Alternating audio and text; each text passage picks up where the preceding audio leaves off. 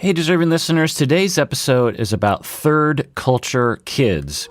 If you don't know what third culture kids is, let me provide an explanation. So there are a lot of definitions, and just give you a little history on the definition. The term third culture kid was first coined by researchers John and Ruth Useem in the 1950s, so it goes way back. Essentially, through their research, they observed that there were children who spent a substantial part of their childhood in countries that differ from their passport country, often for their parents' work. So in other words, you might have a kid who, due to their parents working in the military, might have only spent the first couple of years of their life in, say, the United States, and then spent the majority of their childhood abroad, with 3-year stints in various different other countries that have widely different cultures than their quote-unquote passport country. So they're, where they're a citizen.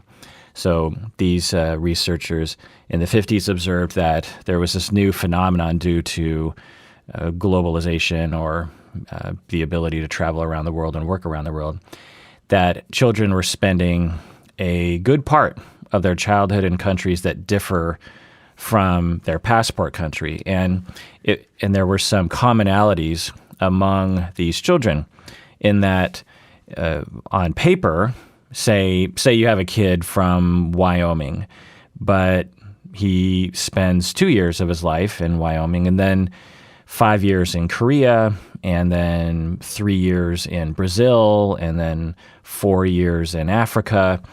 And what does he call himself? Does he call himself an American? Because he probably doesn't feel like an American. And so these children, according to the researchers in the 50s, they found that the children suffered in some ways because they were neither a part of their parents' culture or the society culture. So this is why it's called third culture kid, is that you have society, which is the first culture, and you have parents, which is the second culture, or the other way around, I'm not quite sure. Either way, you have two cultures, society, which is one culture. Say, again, you're a kid from Wyoming and you're in South Korea. Well, you have South Korean culture. Then you have your parent culture, which is maybe they're born and raised in Wyoming. And now you're a third culture because you're not a kid from Wyoming, for sure. That's your parents. You're definitely not a South Korean kid because that's the outside culture. You're something else. You're a third culture. So you're the third culture kid. And for decades, this was considered to be detrimental to the child in that the child is not accepted by the society culture. The child is not accepted by the home culture in Wyoming, and the child doesn't feel like they're either culture. And so there are problems that happen from there. Now, I'll get into the research later. There's actually a lot of positives that can come from being a third culture kid. But other definitions, more broad definitions, are kids who grew up in a different culture other than their parents, like a child in an immigrant family. I don't think that we should be using third culture kid labels for this. I don't think personally, but it's fine, to identify people who say you're from South Korea and you come to the United States and either you were born and moved to the United States as a very young person, or you were born in the United States to immigrant parents. You kind of have a third culture status in that you're not really of the society culture because you're still fairly steeped within South Korean culture because that's the culture of your home. But you're not exactly South Korean. And when you go back to Korea, people notice that you're different. You were raised in America. But the outside culture doesn't accept you either because you're not white, or you have an accent, or your home smells funny. I mean, that's what my family was like. Japanese American homes smell like kimchi and other kinds of odd things to white Americans. And so you're a third culture kid in that way as well. But usually third culture kid refers to people who move around a lot and not just one time. Just the immigrant family just moves once. Another definition that's used sometimes for third culture kid are just kids who grew up exposed to a lot of different cultures for whatever reason. Maybe their parents were diplomats and had a lot of different sort of people over to the house or something like that. The opposite of a third culture kid is a monoculture kid. So you have third culture kids and monoculture kids. So if you have a white kid who grows up in Wyoming and is born to white parents who their ancestors emigrated to the United States, 2 or 3 generations back, then that's a monoculture kid. We also have the term adult third culture kids, because the term third culture kid sometimes feels like, oh, you're talking about kids. And so sometimes they like to delineate between third culture kids who are still kids and adult third culture kids. But often they just use third culture kid to refer to the children and the adults. All right. So what are the commonalities to third culture kids according to the research? Well, it's hard to generalize because at first it might seem like you'd be able to identify commonalities pretty easily because they all share the same background, but they actually don't, because third culture kids span so many different experiences and cultures. So say you have an American kid, like the kid from Wyoming, who grows up on military bases around the world. Okay, that's a particular kind of lifestyle. Or let's say you have a Chinese kid who immigrates to Africa with his family and grows up there and maybe moves around to different cultures within Africa. Let's say you have a Chilean kid who is 7 years old who grows up in the United States and very much remembers what Chile was like. Or Umberto, for example. He moved to the United States when he was 15, but he came to the States when he was like 2 or 3 and then went back to Bogota and then back to the United States when he was 15. So everyone has a different kind of configuration. Maybe some people move around every year. They're bouncing around every year to a different society. That's going to be different than if you just move one time, right? So there's not a lot of ability for us as researchers and scientists to generalize completely about these people. However, there are some definite commonalities when you talk to third culture kids. Not all of them, but let me just provide some of the common experiences that are reported. That it's really hard to answer the question, where are you from? So when someone asks you, where are you from? Like if someone asks me where I'm from, I say I'm from Seattle. Now, if they know Seattle suburbs, then I'll say I'm from Issaquah or Sammamish. And officially I'm from Sammamish, but Sammamish didn't exist back then. And what we thought of ourselves were from Issaquah. Anyway, it's a town outside of Seattle. And so I say I'm from Seattle. But sometimes people are like, well, what ethnicity are you? That's really the question they're asking. And then I say, oh, well, 120 years ago, my Japanese ancestors came to Washington State and spread out over a couple centuries. My white ancestors came from Western Europe and Sweden. So that's why I say that. But to the third culture kid, the kid who was born in Wyoming and went to South Korea and then went to Africa and then went to Germany, how do they say where they're from? Do they say they're from Wyoming? Because they might not have ever been to Wyoming except when they were 1 years old. Maybe they visited once or twice, but they certainly didn't feel like Wyoming was home. And they kind of feel like, well, my formative years were in Africa. But do I say I'm from Africa because I'm a white kid from Wyoming? Do I say, when people ask me, where are you from? You say like, well, I'm from Africa, even though I don't have an accent because I learned my English American accent from my parents. Do I say I'm from Africa? And so people have a really hard time answering this question. Was it where they were born? Is it where their citizenship is? Is it where they grew up? Is it what they consider to be their culture, quote unquote? Is it where they live currently, maybe? Is it where they feel like they most belong? These are very different, sorts of questions. Like for me, where do I feel like I belong? Well, I feel like I belong in Seattle. If you said where I was from, I would say Sammamish. Do I feel like I belong in Sammamish? Not really. I've lived in Seattle now for 32 years as an adult, and I definitely don't feel like I exactly fit in my hometown, but I definitely feel like I belong there. Anyway, so imagine growing up all over the place in various different cultures. It'd be hard to answer. Another commonality is that adult third culture kids often feel like they consider several places, quote unquote, home.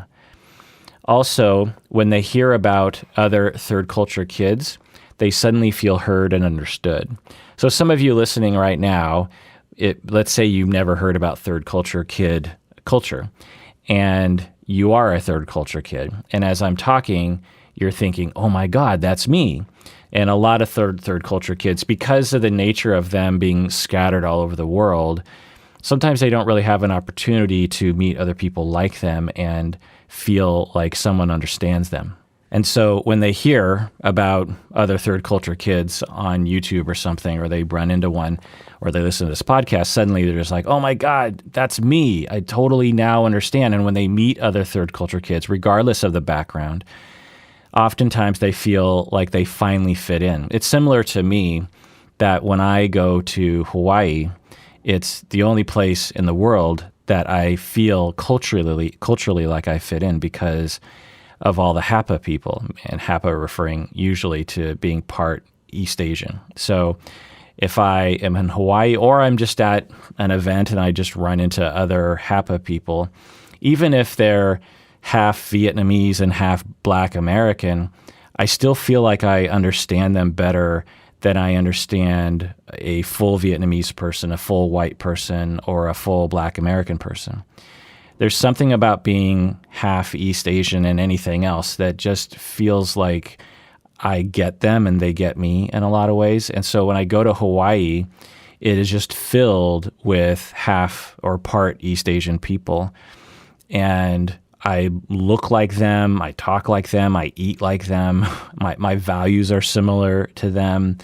Not always, of course, but it just feels better to me. And similar to that are third culture kids.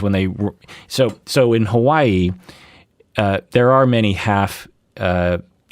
people with my exact combination, where you have a combination of Western European immigrants to the United States and Japanese.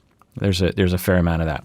But there's also all other kinds of combinations: Portuguese, Filipino, Chinese, Korean, Native Hawaiian, you just, Samoan. You'll just have all these different combinations, and yet I feel connected to them, even though we are a very different culture. Newsflash, Japan and China are very different cultures, if you didn't know that. So people don't know that in America. Some people think it's all the same.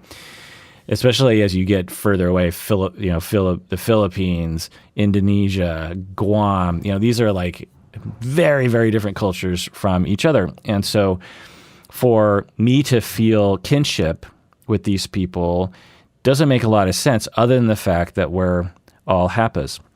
And similar to third culture kids, when they meet each other, even though they might have vastly different backgrounds specifically, somehow they feel like they understand each other, because the overarching experience of being a third culture kid or being a Hapa person is enough of a distinct culture that you feel definitely like you fit in with these other people.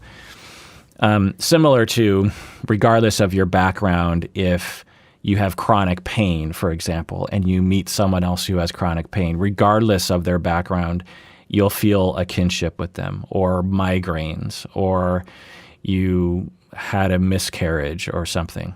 These are things where, depending on if it's an identity issue, then anyway, point is that there are some other commonalities to look to that people will point to. And I'll get to the research in a second, but this is just self-report from people. They'll talk about essentially how they believe that nothing lasts forever. You'll hear this from a lot of third culture kids. Obviously, it makes sense, right? Because they learn that nothing does last forever. Their home, their friends, their school, nothing lasts forever. and they will often feel rootless, meaning that they don't have roots. They have relationships that always change due to moving around. They have many close relationships spread out all over the world. Third culture kids are used to saying goodbye to people a lot. And they will report not having much control over their childhood. Like for me, having been born and raised in the Seattle area, I've almost never had to say goodbye to anybody. I'm still friends with people on a regular basis, seeing them, people that I went to preschool with. And I've been friends with them ever since we were 2 years old, and it never changed, you know? And so people that I have to say goodbye to are only people who move away from Seattle, right? And although that happens for sure, it's not as frequent as people that stick around. Anyway, at least in my personal life. And so for third culture kids, saying goodbye is a very common experience. Third culture kids will often report being attracted to traveling. They're so in love with traveling that while they're on a trip, they're planning their next trip. And by the way, I've had clients like this before, and all these things are actually true to them as well, that they have extreme wanderlust and are always thinking about traveling and always reading a Lonely Planet book and always thinking about the next epic trip they're going to go on. And when they go on a trip, they don't like to go to the typical tourist destinations. They want to go to the authentic or most extreme version of that area, that kind of thing. Third culture kids are often really good planners of vacations, of trips. They often are very good packers too, meaning that they pack very efficiently because they're very used to packing up all their things. Third culture kids often report that they don't understand people who stay in one place, like me. They don't understand me. They'll look at me and they'll say, "I don't understand why you've never wanted to move away from Seattle. You're just fine living in Seattle. Like it doesn't plague you at night that you're just stuck in Seattle." And I'll say, that's not really how I see it. All my people and all my culture and all my things and all my history, all my roots, all my culture and feeling of safety is here. And I like traveling for sure, but home base is definitely a thing I like to have. My parents still live in the house that I grew up in when I was 2 years old. So it kind of runs in my family as well. Although I will say that my parents moved from Spokane, Washington to Seattle when they were very young, which is a pretty big difference from Anyway, so third culture kids will often report like, "I don't understand people that are just content living in the same town because I'm in a constant state of looking forward. As soon as I move somewhere, I finally, okay, I'm going to move to Brooklyn, and you get there, and then a couple of months in, it's like, okay, where am I going to move next?" And that's just a very common thing. There's pros and cons to that, of course. Pro being that you're very adventurous and you expose yourself to a lot of different things. The con is that you're never happy where you're at. And I've seen that with a lot of third culture kids, is that they're frequently chronically dissatisfied with everything. None of their goals, even when they reach them, seem to really matter to them. Now, that's not all third culture kids, but I've seen that sometimes. Third culture kids also often have this feeling of moving forward. Just keep moving forward, never stick around, don't get stagnant. They will sometimes report that they're always asked, what's their favorite country? People will, in the same way that people look at my Asian part face and they'll say like, "What are you?" People don't do that so much anymore, especially in Seattle. But so HAPA people will often get that question, "What are you?"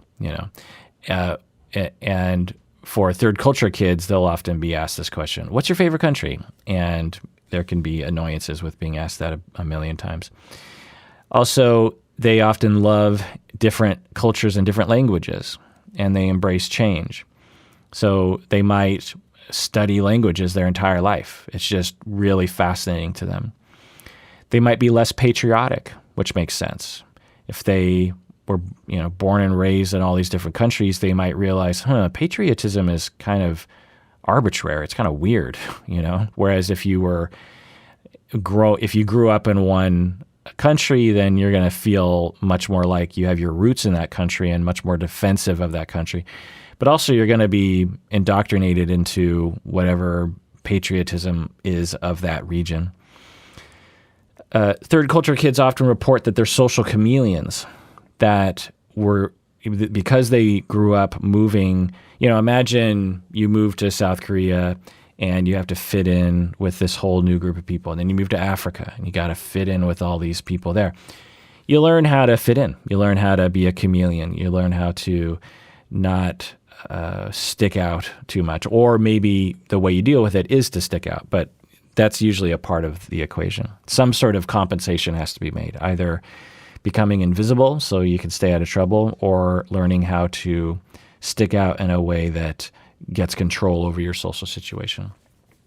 And that's similar to, some of you might be listening thinking, I didn't move different cultures, but I did move around a lot as a kid.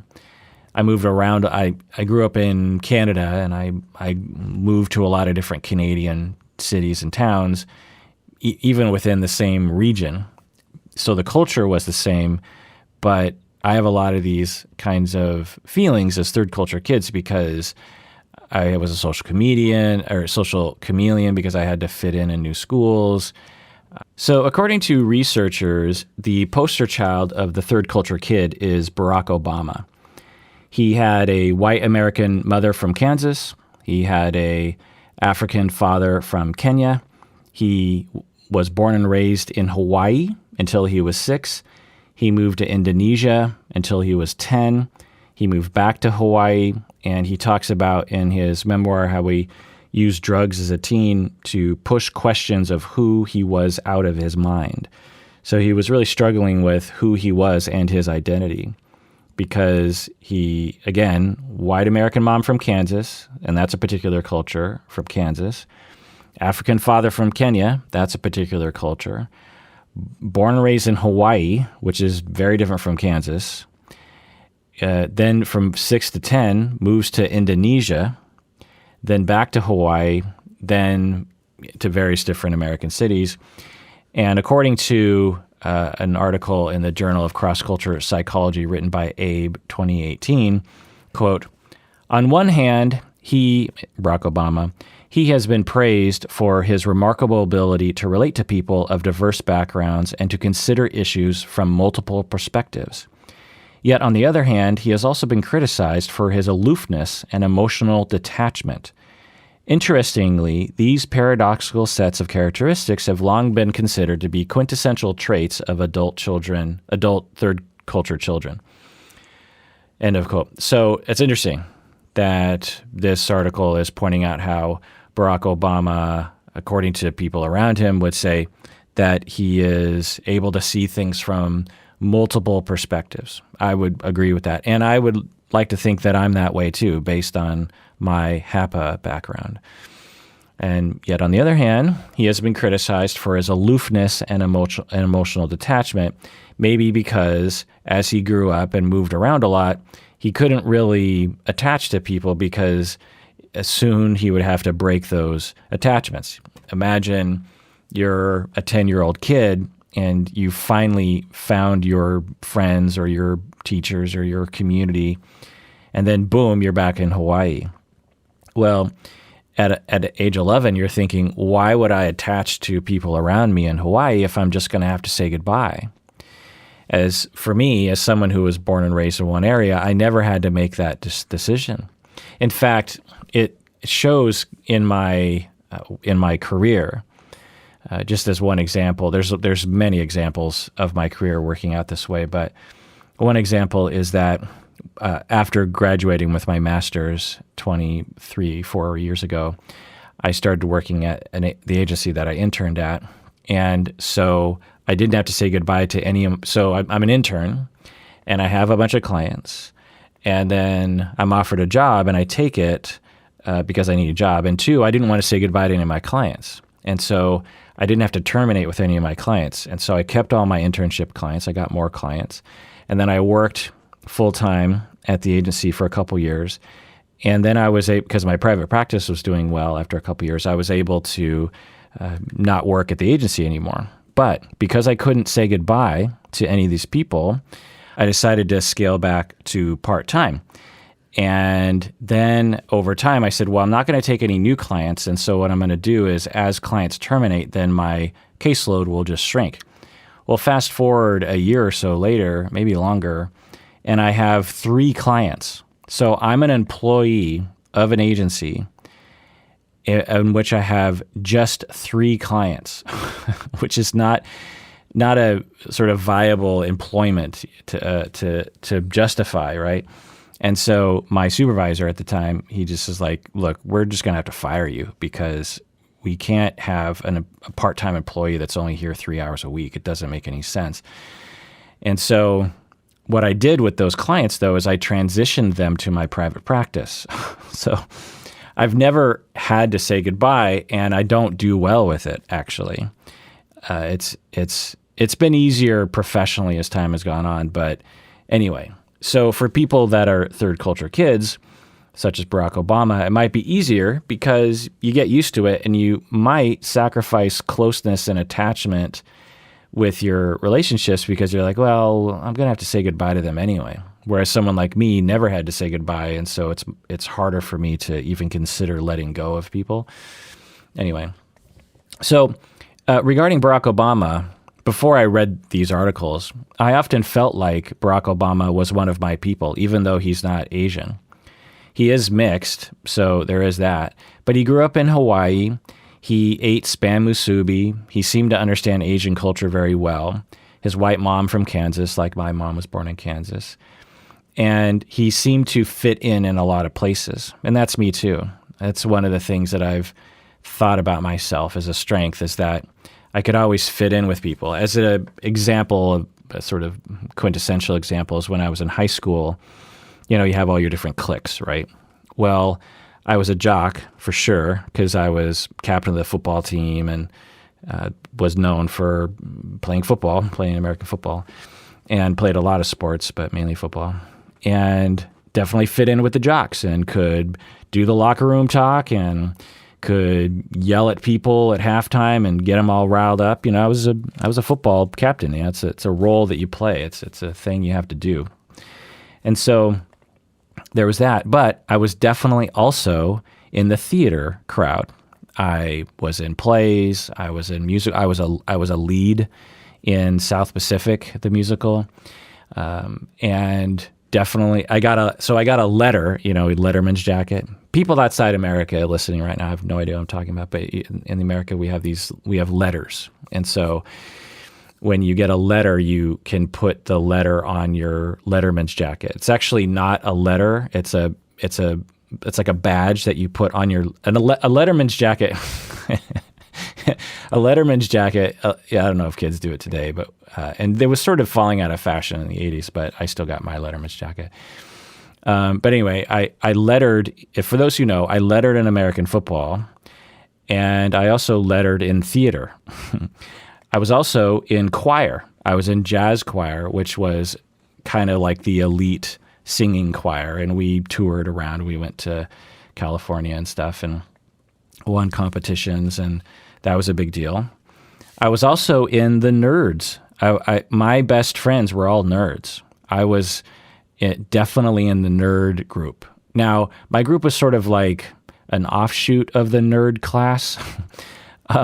We were all good at school. We all played, or half of us played Dungeons and Dragons. We liked video games before it was cool. We liked Dungeons and Dragons before it was cool.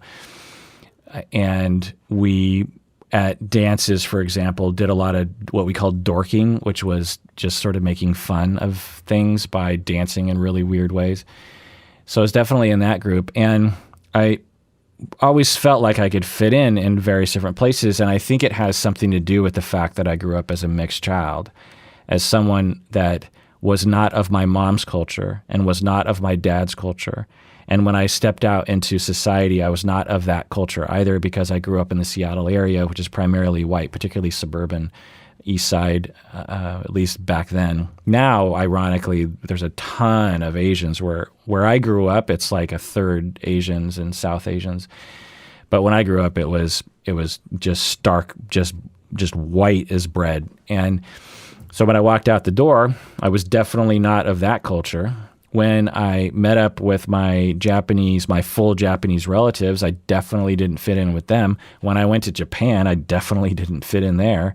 And so similar to Barack Obama or other third culture kids, I think I can relate, even though I wouldn't call myself a third culture kid. I would just call myself a HAPA or a mixed race child. All right, so let's go into the research, but first let's take a break. All right, we're back from the break. If you haven't become a patron yet, do so now. Become one of us. Also, we have merch. If you don't, I don't usually talk about merch on the audio podcasts. If you can go to teespring.com, go to Psychology in Seattle. We have a lot of merch there now. Stacy, my wife, designs it all, and it's ever changing. So even if you went there a couple months ago, there might be something new on there. And I actually really like the merch. I'm wearing one of the shirts right now. I'm wearing the Total Speculation shirt, and I also have a Take Care of Yourself Because You Deserve It mug right now. I'm using that for my coffee. I legitimately like it. If you like it, that's great. If you don't, that's also cool. All right. So research. There's actually a lot of research on third culture kids, but a lot of them have contradictory findings, probably again due to the diversity within the group. But according to the research, some general findings.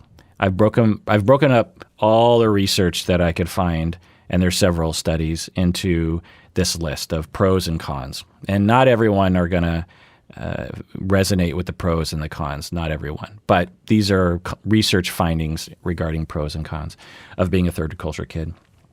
Pros are that you can sometimes have greater maturity and adjustment during adulthood. So, by the way, before I go into this, third culture kid research or discourse usually is negative, meaning that they'll say, oh, if you're a third culture kid, it's usually damaging. In the same way that if you were abused as a child, it's generally a negative. So when I point out these pros, it might be kind of surprising because it's not usually talked about. But a lot of third culture kids might be able to resonate with this. But anyway, third culture kids, according to one study, found that they were more mature and that they adjusted more easily as adults, probably because of the lessons they learned growing up, would be my guess.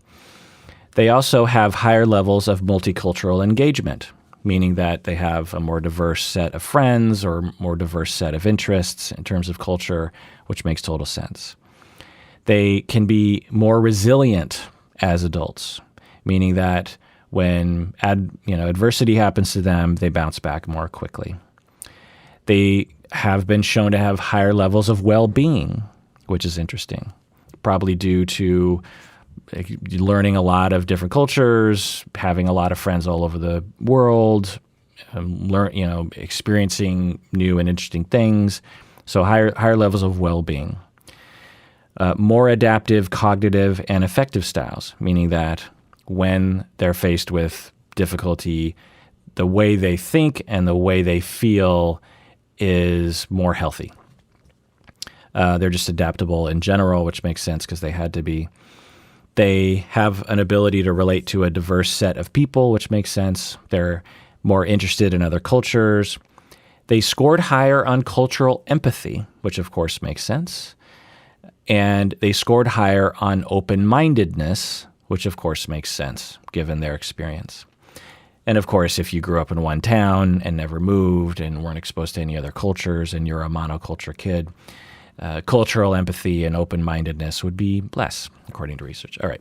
So the cons. What are the downsides, according to research, of a third culture kid? And again, not everyone shares these. They can struggle with interpersonal awareness. So when they are as an adult and they're interacting with other people, they might not be as aware of what's happening, maybe because of those frequent relationship losses. that cause them to become more insular as children and thus not be able to figure other people out because they're not really involving themselves with other people. By the way, for people who watch my reaction videos, I think Darcy and Stacy had this upbringing where they moved around a lot, and you might be able to see some of these cons in them. Third culture kids tend to have an extended period of adolescence, meaning that adolescence is typified by trying to find yourself, trying to discover what you're going to do with your career, trying to develop a deeper sense of empathy and responsibility for other people. And some third culture kids, according to research, they have a harder time graduating from adolescence into adulthood. Now, by the way, the term adolescence usually refers to teenage life, right? But according to the research, it actually is extended maturation-wise well into one's 20s. So for a average person, their quote-unquote adolescent phase definitely is going up until 22, 23. But for someone who is a third culture kid, it might extend until they're into their 30s.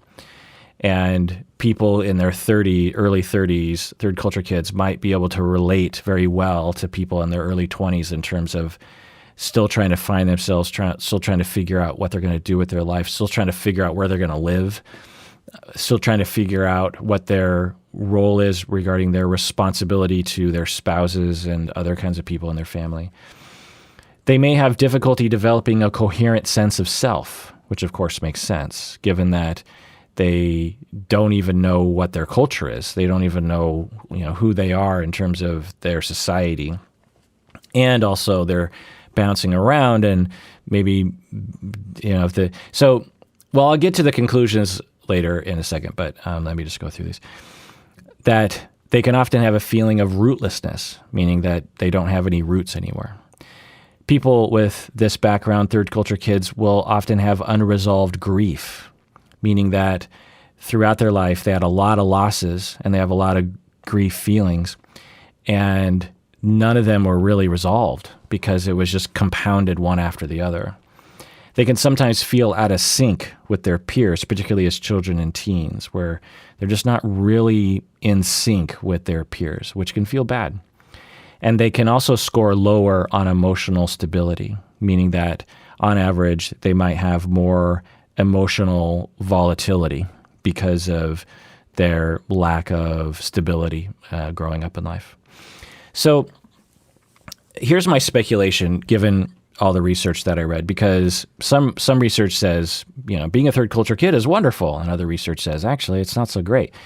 Well, I think that the constellation of pros and cons in an individual depends on a lot of different things. It depends on how often they moved. If they only moved twice, then that's a different life than if you moved literally every 6 months, right? It depends on the family cohesion and the attachment security in the family. How good was the family? How healthy was the family? Because if the family is fairly healthy and attachment security is pretty high in the family, then the move is going to be less of an issue than if you didn't have attachment security at home, and you definitely don't have it in the world because you're moving around occasionally. That's going to have a bigger negative toll. Also, peer relationship quality. How were you treated when you went to your new school? You moved from South Korea to Africa. How were you treated in Africa? Were people nice to you, or were they not? Did you get bullied, or were you accepted? So that's going to have a huge difference as well. The degree of culture shock. So if you move from, say, Canada to, United States, then the degree of the culture shock will be fairly minimal. But if you move from South Korea to Africa or United States, you're going to see a much greater cultural difference and thus more cultural shock and language differences and all this kind of thing. And so it's going to be harder. Also, the last thing it depends on, according to my speculation, is disposition. Some kids are just more anxious than others, and so the more anxiety you're going to have, the harder it's going to be. So that's what I think it comes down to, is case-by-case basis. But there are, again, some commonalities that can really be themes in third culture kid life that I pointed out. The feeling of wanderlust. You just always want to be moving. You want to travel. Life is too short. There's not enough time to go to all the places you want to go to. That you're never really quite happy or satisfied with where you're living. That you live a life based on the next place you're going to be. That you don't understand people who stay in one place and might not be even compatible with those people. That when you're on a vacation, you're thinking about the next vacation. That you might often feel like an outsider, like you don't ever really fit in with anybody. That you like traveling and you're very good at it, but when you go home, it doesn't really feel like home ever. No matter where you live, even if you've lived there for 5 years, you don't really feel like it's home. You might not feel like you might not feel like it's easy to connect with other people, or you might hold back for fear that, of course, the relationship is going to end because they always end. You might, and this is a little less frequent, I would see this in clients, you might have difficulty understanding that you're responsible for other people's feelings because the nature in which you were moved around a lot, you never had enough time to really establish deep, long-term relationships with people such that you internalize this notion of, oh, I am responsible for other people's feelings. That is, I can hurt other people. It's my moral responsibility to pay attention to how other people feel when I behave around them. And that can be sometimes very difficult. And that can be part of that extended adolescence piece of when you're 15, you don't have the empathy typically that you have when you're 35 or 55. And for third culture kids, for some of them, not all of them for sure, it's harder for them to develop that at the normal pace. They'll eventually get there, but it will always be a little off because, again, they were never really connected to people, or they had a limited level of connection to other people. That's another quality that I would see in clients, which is that that sort of top end of their connection with other people is a little lower than what other people might think of, meaning that they don't even have it in their mind as a possibility to be super close to somebody. On the other hand, I've seen third culture kids, again, case-by-case basis, who become extremely clingy when they finally meet someone who is, a secure attachment. And they totally want to enmesh with that person because, again, throughout their life, they've never really had that. Or they learned, I'm only going to live here for 2 years, so I better accelerate my attachment to my friends because if I do the normal pace, by the time I get kind of close to them, I will have already moved, that sort of thing. So those are the things that I've seen, and that's the research. So the whole reason why I brought this up and did this episode is because Alys, who is a listener to the podcast, she won a contest that Colin put on back in December on Discord. And because of that, she was able to pick a topic. And so she picked this topic for me to talk about. And she has an email here, and I sort of am summarizing her email. I'm just going to read it because I think it really encapsulates the third culture kid phenomenon. She says, I was born in Kyiv, Ukraine in 1993. Even though Ukraine was independent, I was issued a Soviet I was issued a Soviet birth certificate, even though I was Ukrainian. My mother is Jewish. My father was not Jewish. As a kid, I struggled to bridge the differences between all my identities, part Ukrainian, part Jewish. While I sometimes meet other Jewish people whose mannerisms, behaviors, and sense of humor feel like what I could consider very familiar, I also meet Jewish people who are only similar on paper. So Alys is saying, growing up in Ukraine, but even though Ukraine was independent, I was still issued a Soviet birth certificate.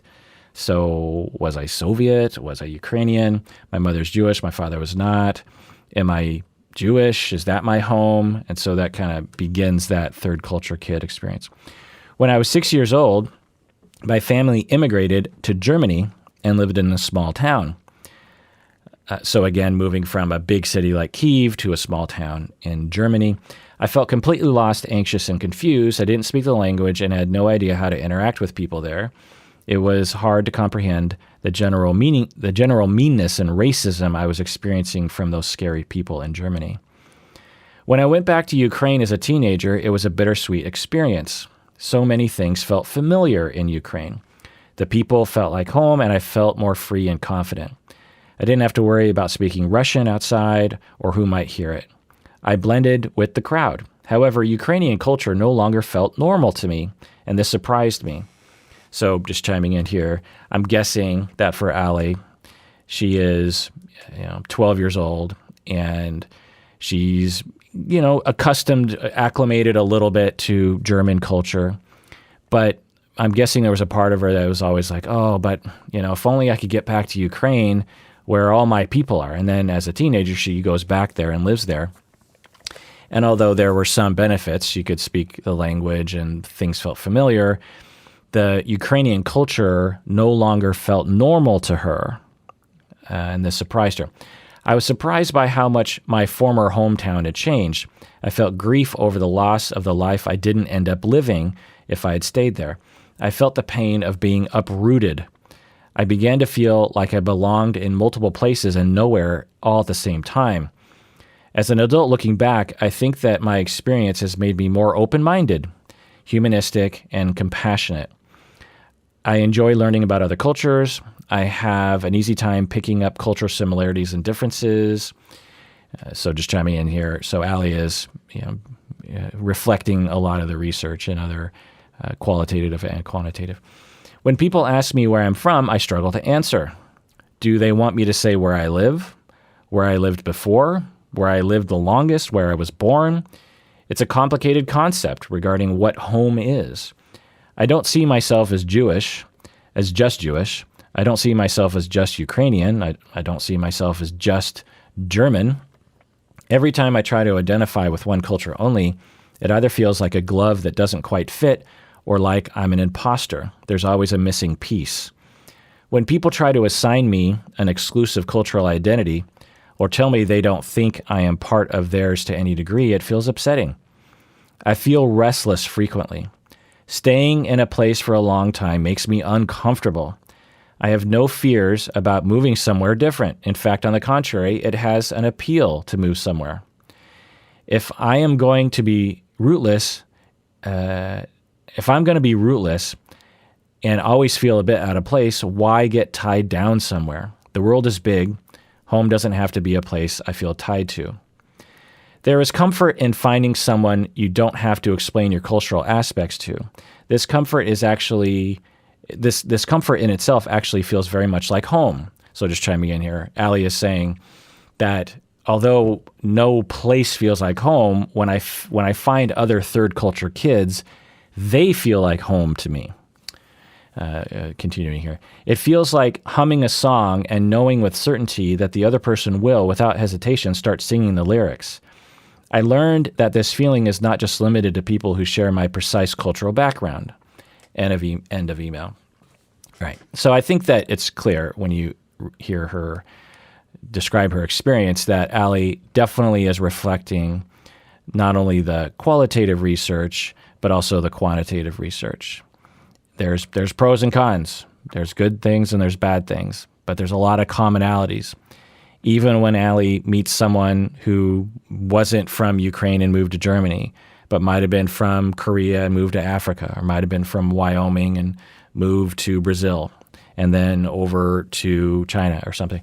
And for Allie, when she meets these other people, she feels like she can hum a tune and the other person is going to instantly sing the lyrics. All right, well, that does it for that episode of Psychology in Seattle. Thank you, Allie, for winning the contest and suggesting this topic. It gave me an opportunity to do a deep dive on it. And everyone out there, please take care of yourself because you deserve it. You really, really do.